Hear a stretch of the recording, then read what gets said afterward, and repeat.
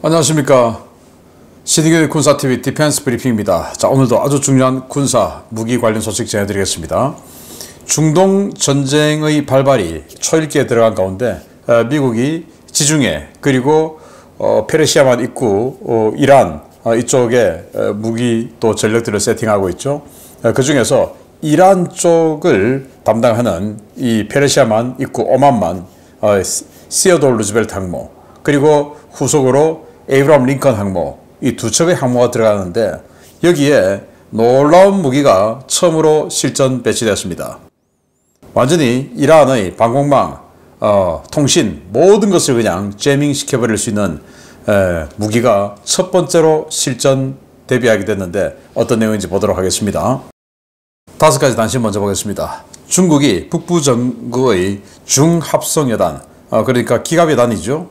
대만 침공 훈련을 공개했고요. 여기에서부터 불가리아는 독일의 아이리스-T SLM 그리고 SLX 6개 포대 지대공 미사일 시스템 포대 도입을 결정했다라는 소식까지 보겠습니다. 첫 번째입니다. 중국이 대만 유사시 북부 전구 지상군 병력을 신속하게 투입하기 위해 민간 선박을 동원해 기갑여단을 적재하고 하역하는 훈련을 실시했습니다. 산둥반도에 주둔하는 제80집단군 예하 제69 중형 합성 여단인데 전차와 장갑차를 대량으로 민간 로로선에 싣는 훈련 장면이 공개되었습니다.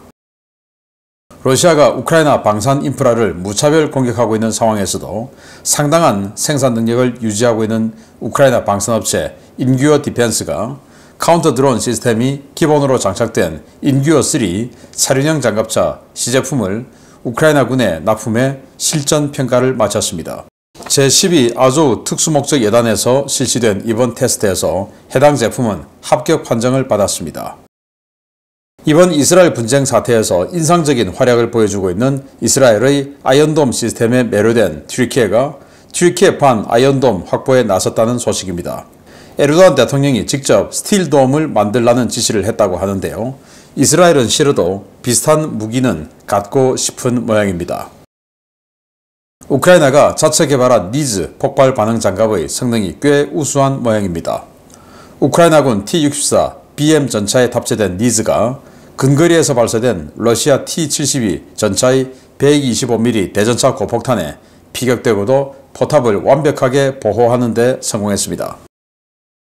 유로피안 스카이실드 이니셔티브에 참여하고 있는 불가리아가 독일제 아이리스-T SLM 시스템을 새로운 방공 시스템으로 선정하고 1억 8,211만 유로로 첫 번째 포대를 구매한다는 소식입니다.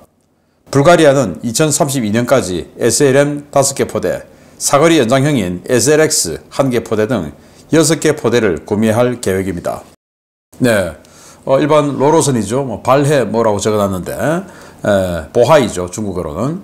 여기에 96식으로 보이는 전차가 내리고 있어요. 그래서 민간 선박 징발해서 기갑여단 전투단 하나를 싣고 내리는 훈련을 하고 있다. 그런데 여기는 산둥반도에 주둔하고 있는 북부전구입니다.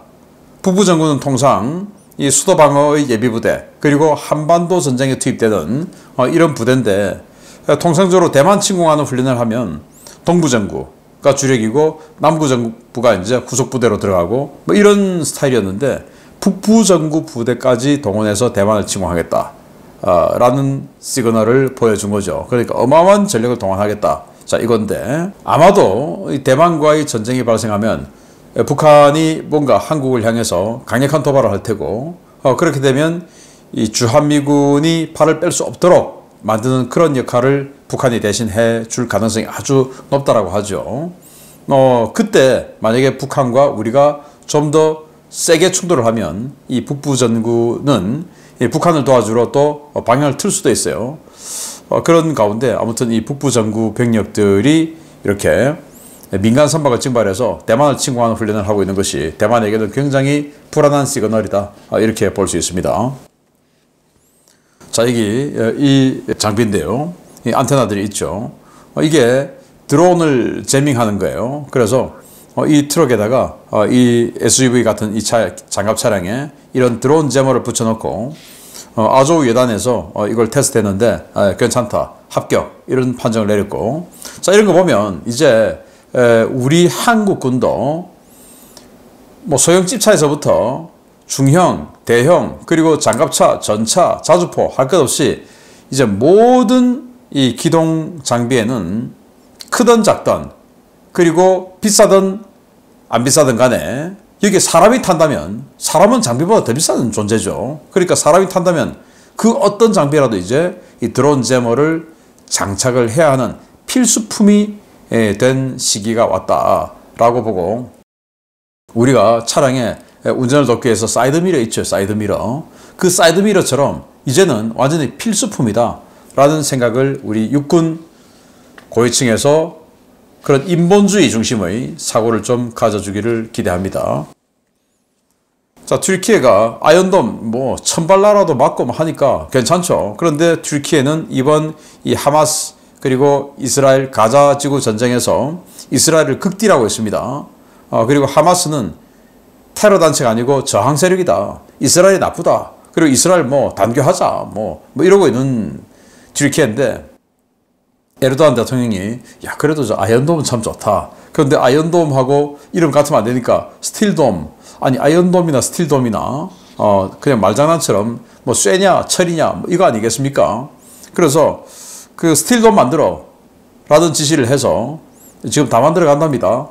아무튼 이런 결정인데 우리나라는 한국형 아이언돔이라고 해서 아이언돔보다 한 6배, 7배 비싼 그런 무기를 만들었고 아이언돔보다 3분의 1도 안 되는 성능을 가진 6배, 7배 되는 그런 LAMD를 만들었는데 이 튀르키예는 이 스틸돔은 어느 정도 가격에 어떤 성능인지 제가 좀 궁금하기도 합니다. 자, 여기 폭발 반응 장갑이 있어요. 그런데 여기에 없어요. 바로 폭발 반응 장갑 하나를 그대로 때린 겁니다. T-72 전차의 이 대탄이, 대전차 고폭탄이 그대로 때렸는데 지금 차체 장갑은 멀쩡합니다. 폭발 반응 장갑만 사라졌어요. 이 말은 뭐냐? 이 폭발 반응 장갑 이거하고 똑같이 생긴 거 이거 하나로 러시아군의 T-72 전차를 그대로 그냥 방어해냈다. 이겁니다. 폭발하고 사라졌죠 지금. 이게 우크라이나가 만든 니즈라는 폭발 반응 장갑인데 자 이런 거 보면 러시아의 콘탁트 1, 뭐 콘탁트 5 그리고 렐릭트 이런 폭발 반응 장갑보다 훨씬 더 성능 좋다라는 걸 느낄 수가 있죠. 러시아 폭발 반응 장갑은 뭐 맞으면 그냥 그대로 뚫리고 방어하지 못하고 그냥 뭐 파괴되고 뭐 이러던데 야 깔끔하게 그냥 이 폭발 반응 장갑 한 블록으로 전차포탄 한 개의 직격을 막아내는 야 정말 대단합니다. 우리도 이런 거 빨리 만들어서 우리 전차에 덕지덕지 갖다 붙여야 되겠다. 왜냐 미국의 A1 에이브람 전차에도 덕지덕지 갖다 붙였는데 우리가 무슨 K1 전차 베이비 M1이라고 하는 K1 전차가 용가리 통뼈도 아니고 맞으면 가는 겁니다. 이렇게 덕지덕지 이제 붙여야 됩니다. 자, 불가리아가 유로피안 스카이 쉴드 이니셔티브에서 독일제 방공 미사일을 선택을 했습니다. 포대당 2,740억 굉장히 비싸죠. 이게 미사일 디펜스 MD 못해요. 왜냐 IRST 적외선 열추적 미사일 가지고 만든 거니까 우리 KF-21에 들어가는 바로 단거리 열추적 미사일이죠.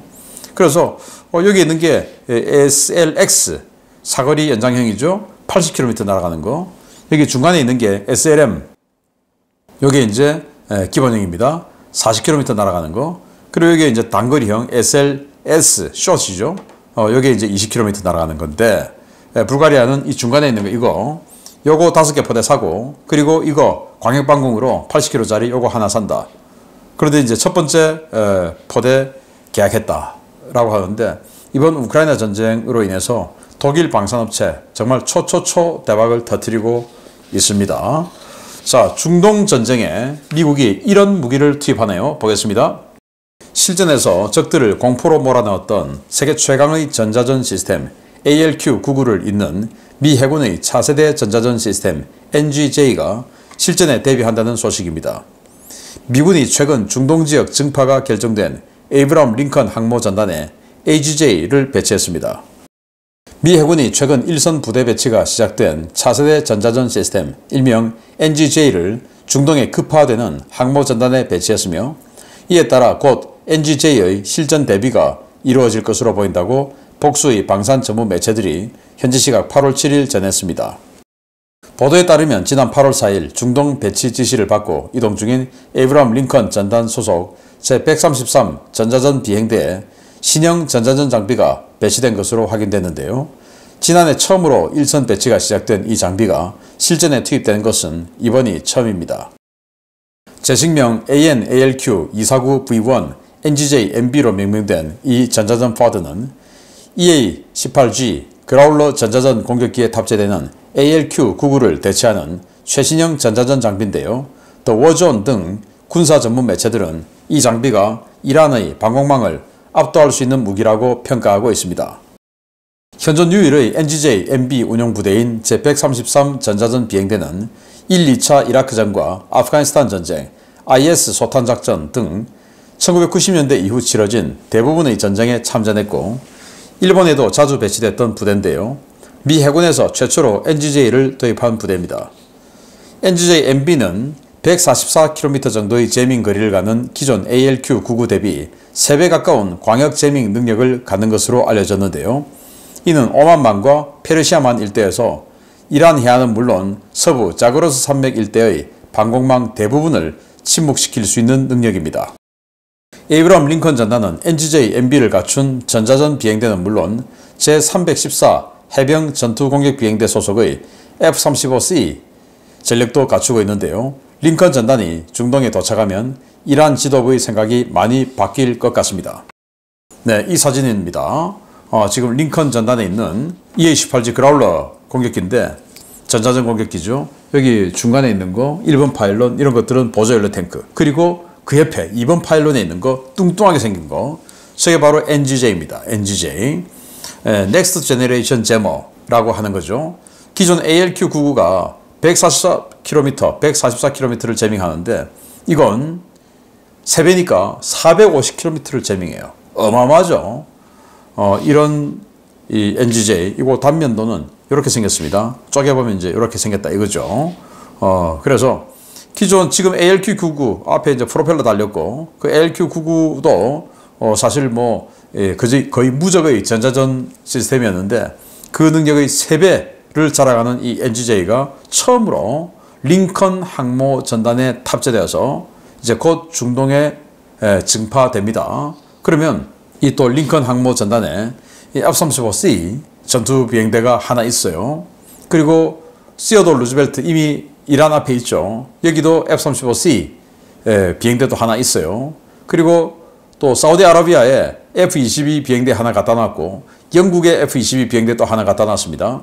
영국 바로 여기 이제 투입될 수 있게끔 예비 전력으로 갖다 놨는데 그러면 이제 24대의 F-22, 24대의 F-35 이 스텔스 전투기 공격기 이런 타격 능력이 있는 스텔스 전투기들 48대죠. 여기에다가 450km를 완전히 그냥 레이더 그리고 각종 통신 전부 그냥 침묵시켜버릴 수 있는 이 엄청난 능력의 NGJ가 배치된 항모가 간다. 자, 이란 테헤란 폭격 이거 남의 일이 아니다. 그전에는 이란하고 관계없는 사실은 이란 사람 아닌 한이에가 제거됐지만 이제 이란이 이 중동 전쟁에 너무 깊숙이 개입하면 이란 수뇌부를 노릴 수 있는 이런 무기들이 가고 있다라는 겁니다. 계속 알려드리겠습니다. 마치겠습니다. 감사합니다.